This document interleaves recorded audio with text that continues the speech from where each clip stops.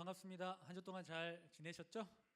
네, 오늘도 하나님의 말씀으로 우리가 힘을 얻는 귀한 시간 되었으면 좋겠습니다. 우리가 3월 달에는 계속적으로 그 관계에 대한 말씀을 함께 나누고 있습니다. 오늘 이 말씀을 통해서 또 우리에게 정말 하나님 안에서의 진실한 관계 속에 참된 기쁨과 자유를 누리는 우리 친구들 되었으면 좋겠습니다. 우리 여러분들 지난주 처음 했기 때문에 계속 할 건지 말 건지 몰랐을 건데, 우리 계속적으로 한번 우리가 예배를 드릴 때 주님 앞에 다짐하며 기도했으면 좋겠습니다. 예배 드렸으면 좋겠습니다. 저를 따라하시면 됩니다. 같이 읽겠습니다. 예수님이 내 삶의 주인이십니다. 보이죠? 다시 시작. 예수님이 내 삶의 주인이십니다. 그래서 주님을 예배합니다. 핸드폰에 집중하지 않겠습니다. 하나님께만 집중하겠습니다. 친구들에게 집중하지 않겠습니다. 하나님께만 집중하겠습니다. 나는 하나님이 찾으시는 참된 예배자입니다. 아멘. 목사님이 초등학교 때 공부를 열심히 안 해서 글을 잘 못 읽습니다. 여러분 좀 죄송하고, 이것이 우리의 고백되었으면 좋겠습니다. 정말 내가 지금도 우리 예배를 받으시기 합당하신 하나님께만 집중하고 참된 예배자로 거듭나는 우리 모든 친구들 되기를 간절히 바랍니다. 오늘도 예배 자리에 나오신 우리 귀한 친구들 환영하고 축복합니다. 오늘도 하나님의 풍성한 은혜를 누리는 시간 되기를 원하는데요, 우리가 오늘 사순절 세 번째 주간입니다. 우리를 위해 생명을 버리신 예수님을 생각하면서 세 번째 촛불을 끄고 우리 말씀을 전하겠습니다.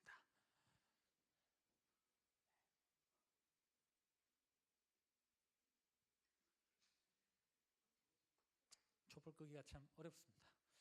네.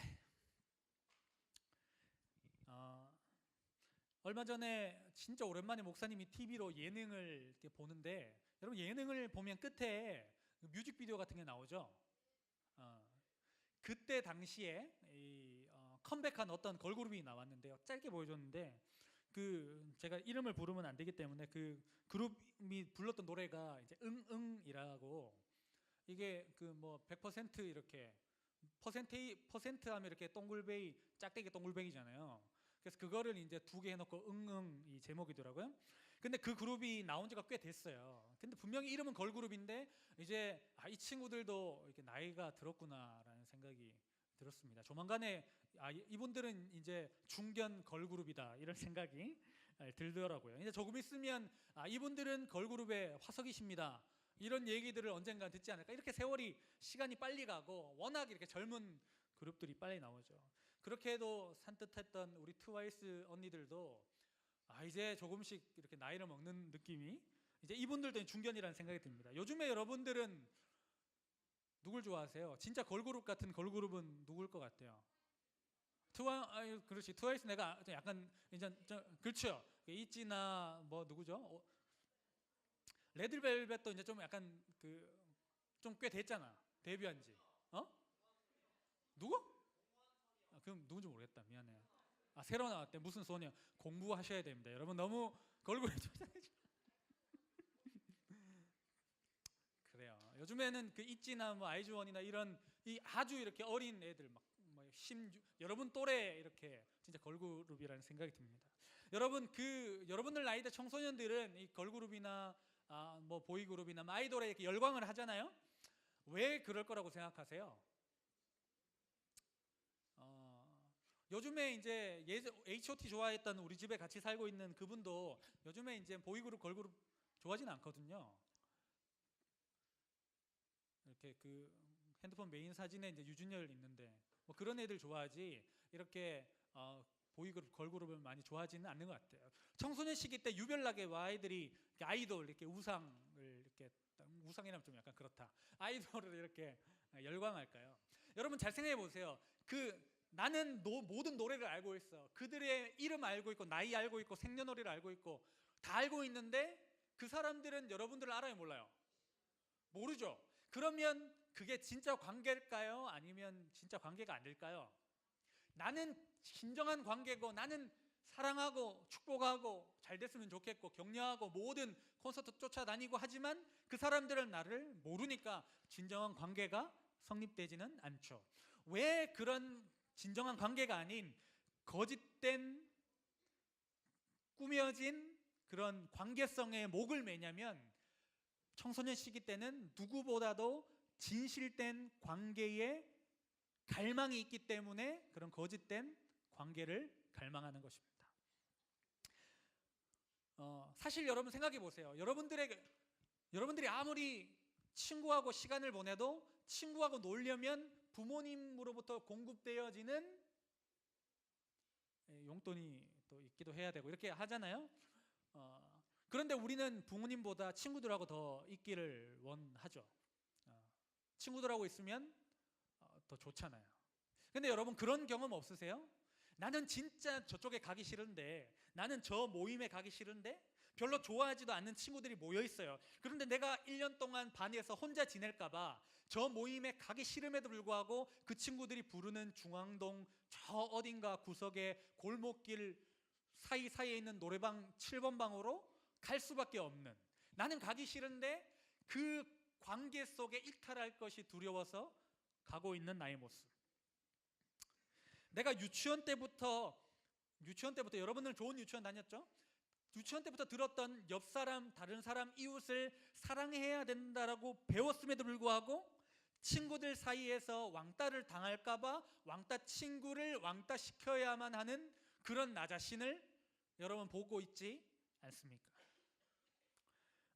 우리는 진짜 관계를 사모하고 꿈꾸지만 그 관계를 찾기 어려워서 거짓된 관계 속으로 우리의 걸음을 걸어가고 있다는 것이죠. 그래서 혹시나 여러분들은 지금도 그 내가 싫어하고 온전하지도 않고 좋지도 않은 것 같고 여기는 아닌 것 같지만 내 몸을 던지고 있는 그 관계 속에 머물러 있지는 않습니까? 한번 생각해 보았으면 좋겠습니다.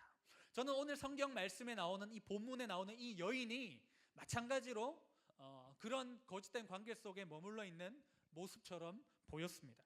자, 이 여인의 이름은 등장하지 않습니다. 근데 이 여인은 수가성이라는 마을에 살고 있었기 때문에 그냥 수가성 여인이라고 우리는 알고 있습니다. 이 여인은 아무도 오지 않는 정오, 그러니까 날이 너무 더운, 여러분 작년 여름 더웠죠? 진짜 더웠죠? 그런 더운 날씨보다 더 더운, 왜냐하면 이 수가성은 팔레스타인 지방이니까 여기보다 중동이니까 훨씬 더 더웠겠죠. 그 땡볕에 정오의 물을 기르러 나옵니다. 이상한 여자 아니면 사람들을 피하는 여자였습니다. 이 여인은 사람들을 피해 다녔습니다. 왜냐하면 이 여인에게는 5명의 남편이 있었어요. 지금 살고 있는 남편까지 5명. 여러분 부럽습니까? 남자가 5명이 있었었다.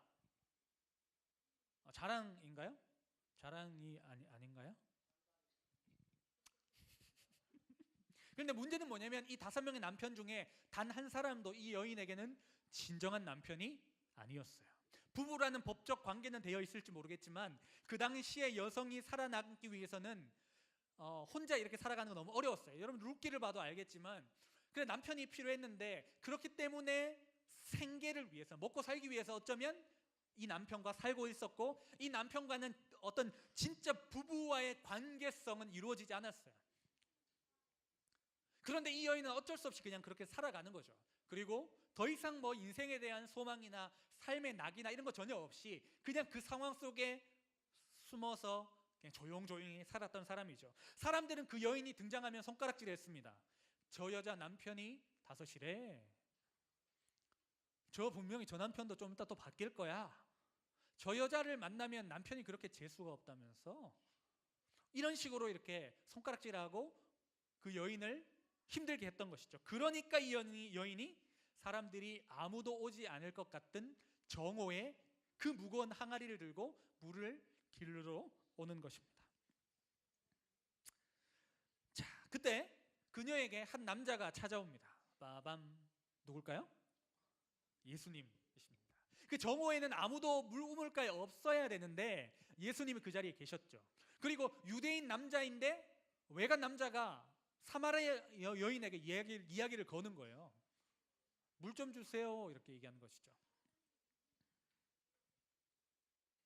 처음에는 옛날에 이렇게 설교 때 몇 번 말했으니까 제가 생략하고, 자, 처음에는 예수님과 그 여인의 대화의 주제가 뭐였죠? 물입니다. 물이라는 주제로, 우물가니까 물이라는 주제로 이렇게 대화를 하겠죠. 뭐 새학기니까 새학기 시작하니까 친구들하고 말 걸 때도 새학기에 대한 이야기를 시작하는 것처럼 물이라는 공간이 있어요. 우물가라는 공간이니까 물로 대화를 시작합니다. 그런데 예수님과 이 여인의 대화를 나누는데 그 중심 메시지는 좀 달랐어요. 이 여인은 진짜 목사님 요즘 목이 안 좋은데 마셔도 또다시 목마른 이 물에 대해서 얘기하는 거죠. 지금 또 목이 아플 거야, 또 목마를 거야, 또 마셔야 될 거야. 그런데 예수님은 무슨 물에 대해서 얘기하냐면 영원히 샘솟는 영원한 생수. 그러니까 예수님 자신을 얘기하는 거예요. 나를 마시고 나를 소유하면 네 속에서 영원히 샘솟는 생수가 공급될 것이다라고 얘기하는데, 이 여인은 물에 대해서 이야기하는 거죠.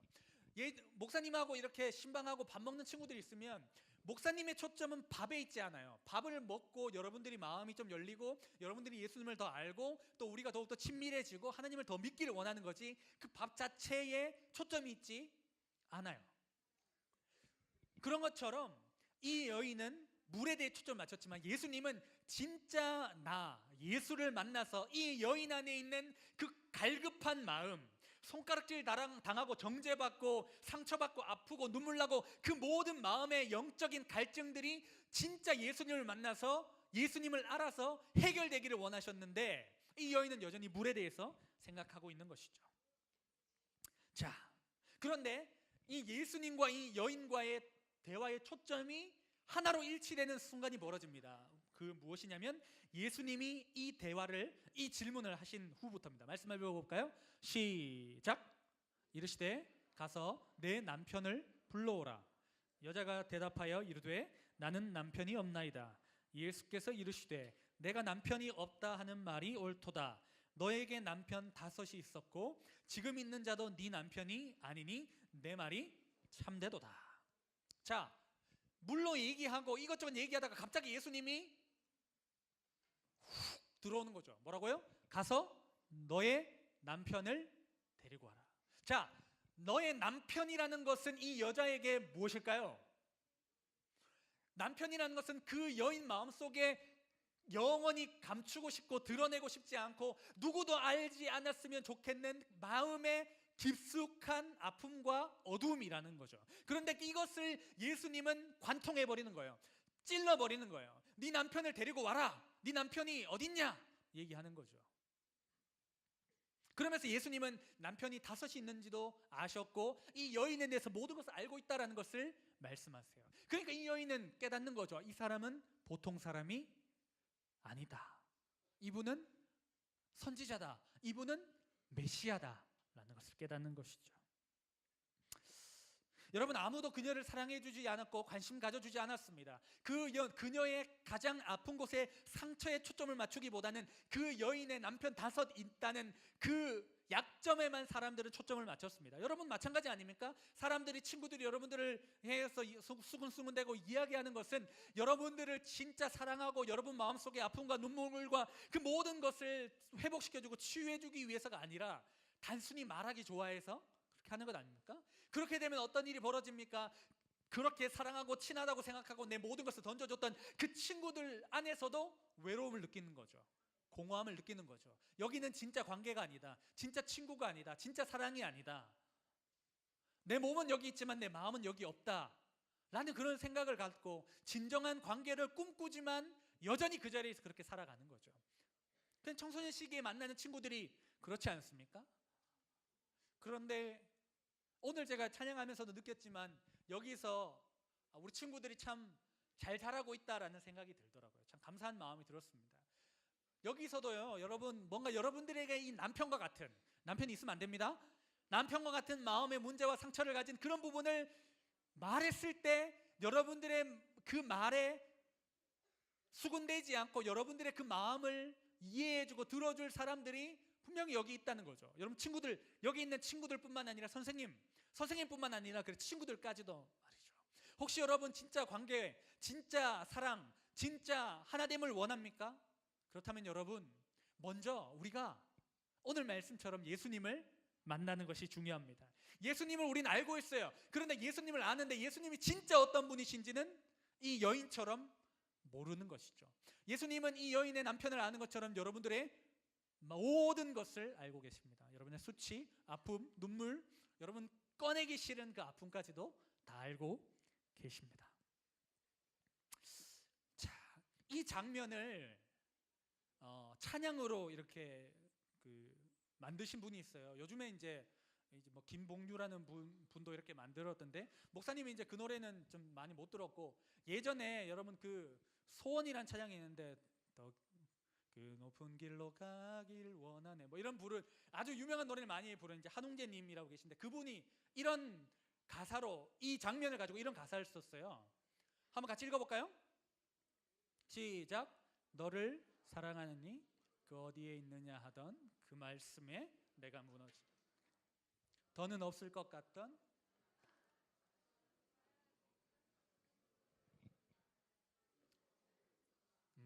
그 정어 뭘까? 네. 그 목사님은 이렇게 설교할 때 노래하는 거에 대해서 상당히 이렇게 7080이라는 느낌이 이렇게 들어서 한 번도 해본 적이 없는데 오늘은 한번 살짝. 근데 이 찬양을 부르는데 목사님이 참 이렇게 은혜가 되더라고요. 이렇게 불러요. 너를 사랑하느니 그 어디에 있느냐 하던 그 말씀에 내가 무너지던 날 더는 없을 것 같던 희망이란 낯선 그 말이 멍든 가슴 흔들어 깨우던 날 그 정오음을까. 네. 박수 치라는 건 아닌데, 이 내 남편이 어딨냐라는 그 내 속에 있는 그 나만이 안다고 생각했던 그것을 예수님께서 아신다라는 그 사실, 그것을 깨닫는 순간 내 마음이 무너지는 거죠. 이 무너진다는 것은 안 좋은 얘기 같지만 무너지고 예수님으로 다시 세워지는 기 때문에 무너질 필요가 있는 것 같아요. 이 여인은 이곳에서 예수님을 만납니다. 그런데 목사님은 오늘 이 말씀, 이게 포인트가 아니라 이 다음이 포인트예요. 같이 오늘 말씀 한번 읽어보겠습니다. 시작. 우리 조상들은 이 산에서 예배하였는데 당신들의 말은 예배할 곳이 예루살렘에 있다 하더이다. 예수께서 이르시되 여자여 내 말을 믿으라. 이 산에서도 말고 예루살렘에서도 말고 너희가 아버지께 예배할 때가 이르리라. 아멘. 이렇게 이 여인에게서 예수님을 만나는 역사가 일어나고, 예수님 때문에 그 여인의 마음이 무너지자 이 여인은 뜬금없이 뭐에 대해서 얘기하냐면 예배에 대해서 물어보는 거예요. 우리 조상들은 이곳에서 예배했는데 당신들은 예루살렘에서 예배한다고 하던데 예배 어디서 드려야 됩니까? 이렇게 물어보는 것이죠. 그러자 여러분 그 유명한 말씀, 우리 수련회 때도 외웠던 말씀, 하나님은 영이시니 예배하는 자가 영과 진리로 예배할지니라. 예배의 장소가 중요한 것이 아니라 영과 진리로 예배하는 것이 중요하다라는 것을 말하는 거죠. 관계가 회복되어지면요, 여러분 예배가 시작됩니다. 그래서 저는 그렇게 믿습니다. 예배는 진정한 관계에서 일어납니다. 뜬금없이 여기서 여러분 예배 드려야 돼, 예배자가 돼야 돼, 참된 예배자라고 수십 번 얘기하는 것보다 여러분들이 여러분들을 가장 잘 아시는 예수님을 인격적으로 경험하고 만날 때 그 관계의 시작에서, 참된 관계의 시작에서 예배가 일어납니다. 예수님이 나를 아시기 때문에, 예수님이 나를 사랑하시기 때문에, 예수님이 내 인생을 아시기 때문에 그 하나님을 찬양합니다. 그 하나님을 예배합니다. 이것이 우리의 예배인 것이죠. 이 시간에 그 영상을 하나 보려고 합니다. 이런 사람들이 손가락질하는 이런 친구들을 섬기는 우리 한 젊은 목사님이 계신데요. 이 전도사님 때 영상인데 한번 틀어주시면 영상을 보고 짧게 마무리하겠습니다. 막 예수 믿어라 이런 거는 사실 들리지도 않죠. 예수님 믿는 사람 정말 싫어요. 진짜 그냥 우리가 선교지를 집계를 낼 때 5% 미만이면 이제 미전도 종족이라고 얘기를 하거든요. CCC에서 낸 통계에 의하면은 청소년들의 복음화율이 3.5%. 사실 그런 말들 많이 해요. 교회 안에 청소년들이 없다. 그런데 사실은 교회 바깥에만 가더라도 얼마든지 많이 있거든요. 딱 성인이 되면 술 존나 참고 무서워서 뒤지고 싶어. 진짜 인생은 짧고 굵은 거야. 그게 멋있는 인생이야. 아니라니까. 진짜 죽고 싶다. 내가 너를 살릴 거다. 교회로. 아, 교회 가자. 교회야. 집에 가. 야, 교회 좀 와, 이제. 교회 좀 와. 한번 와봐야지. 야, 너 살아 있었냐?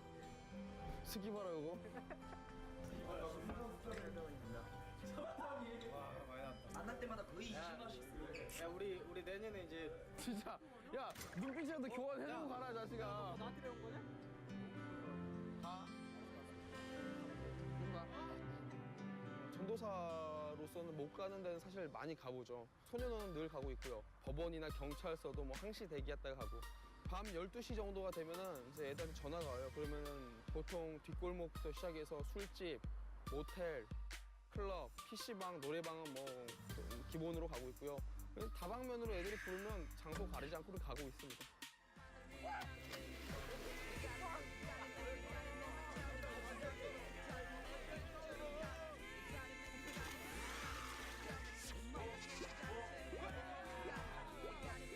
첫인상을 그러니까 딱 봤을 때는 좀 험악하게 생각을 하게 되는데 그냥 첫 마디 나누는 순간부터 진짜 그냥 동네 형처럼 잘 대해주시는데 착해요.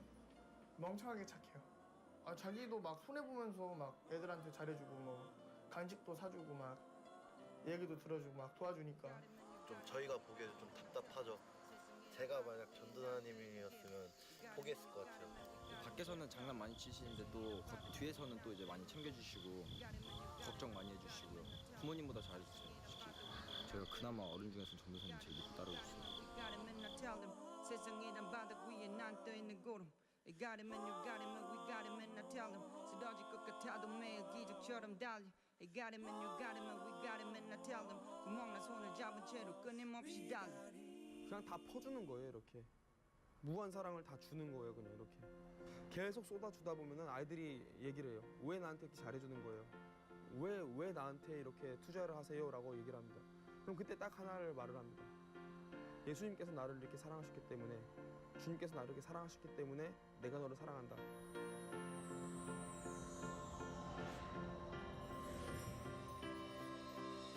내가 왜 너희들을 포기치 못하냐면 딱 하나야, 딱 하나, 진짜로. 이들이 예수를 만나면은 달라져. 너희들이 지금 인생이 다 쓰레기인 것 같을 때도 있어. 세상은 지금도 너희들을 계속 손가락질을 해. 왜냐하면 너희들이 부족하다는 거지, 악하다는 거지, 죄를 많이 진다는 거야, 찌질하다는 거야. 나는 진짜 기대하는 게 있어. 소년은 들락날락 거리고 막 이렇게 사고치고 하는 너희들이 하나님 딱 만나잖아? 그러면 그 모든 사건들이 나중에 돼서는 진짜 하나님의 일을 드러내는 일이 될 거야. 니들이 예수를 만나야 변화가 있다는 거야. 어느 순간에 역전을 하게 된 거야. 왜? 누구 때문에? 예수님 때문에. 그래서 하나님 만나려고요. 언제 만날지 모르겠지만. 제가 이렇게 얌전하게 산 건 전도사님 덕이라고 생각해요. 앞으로도 잘 지내요. 돈 많이 벌면 교회 하나 차려드릴 테니까.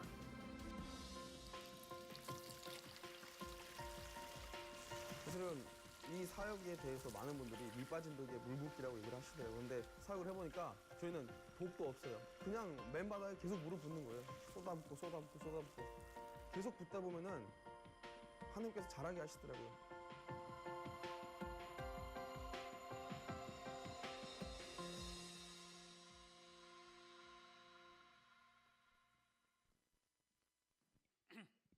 네.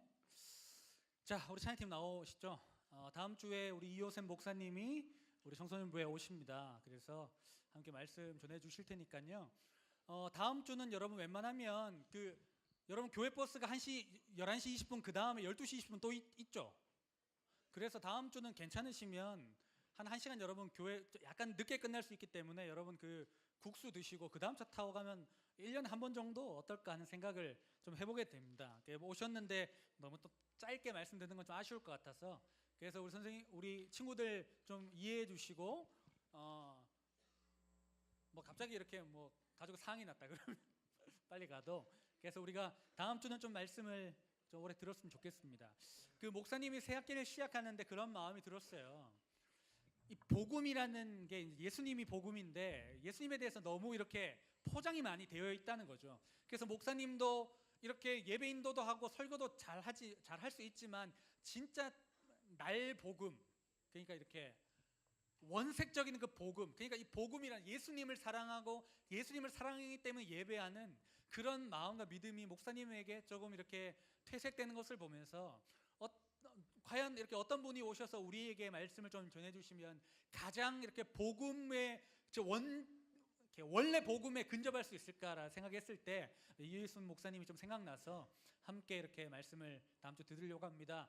혹시나 여러분 수화성 여행과 같은 마음으로 살아가고 있다면 말씀을 통해서 다시 일어나는 우리 모든 친구들 되기를 간절히 바랍니다. 우리 하나님의 세계 1찬양 우리 함께